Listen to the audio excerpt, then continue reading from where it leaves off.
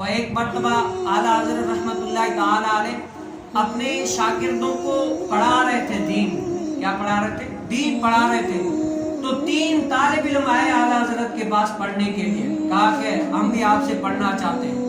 جب بات شروع ہوئی کہا کہ پہلے کہاں پڑھے ہو؟ تو اس بچوں نے کہا پہلے ہم مدرسہ دیوبند میں پڑھتے تھے, پھر اس کے بعد کیا گنگو, یہ بھی ایک مدرسہ ہے, وہاں پر پڑھتے تھے. اب ان کے بعد جو ہے نا آپ کے پاس آئے. اعلیٰ حضرت کو تجسس ہوا ہے ایسے لوگ اکثر جو ہے نا وہ ایک جگہ ٹکتے نہیں ہیں, یہاں وہاں گھوم گھوم کے بس پھرتے ہی رہتے ہیں. کہا کہ پھر یہاں پر کیوں آئے؟ کہا بتاؤ ہمارے خلاف کوئی لوگ اور مدرسوں میں باتیں کرتے تھے یا نہیں کرتے تھے؟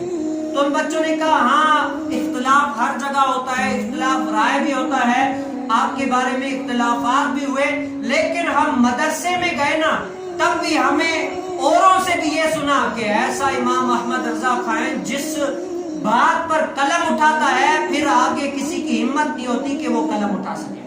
قلم کا بادشاہ ہے ایسا, کیا ہے؟ قلم کا ایسا بادشاہ ہے جس مسئلے پر قلم اٹھاتا ہے پھر کسی کی جرت نہیں ہوتی کہ اس مسئلے پر قلم اٹھائے. جہاں جہاں ہم گئے آپ کی یہ تعریف سنی, اس تجسس میں یہ تجسس ہمیں زیادہ ہوا, اسی لیے ہم یہاں تک آپ پہنچے. تو اعلیٰ حضرت نے دین پر اتنا لکھا. کیا لکھا؟ وادی رضا کی ہے کوئی مالا رضا کا ہے, جس سمت دیکھیے سارا علاقہ رضا کا ہے. لکھنے والوں نے تو بہت کچھ لکھا ہے علم دین پر, لیکن آج جو کچھ بھی ہے تلہ تنہا رضا کا ہے.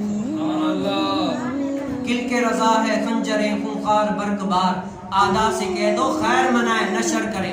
کیوں عدو کے سینے میں غار ہے, کسے وارا گوار ہے, یہ وار وار سے بھی پار ہے. کیوں؟ کیونکہ یہ امام احمد رضا خان فاضل بریلوی کی تلوار ہے.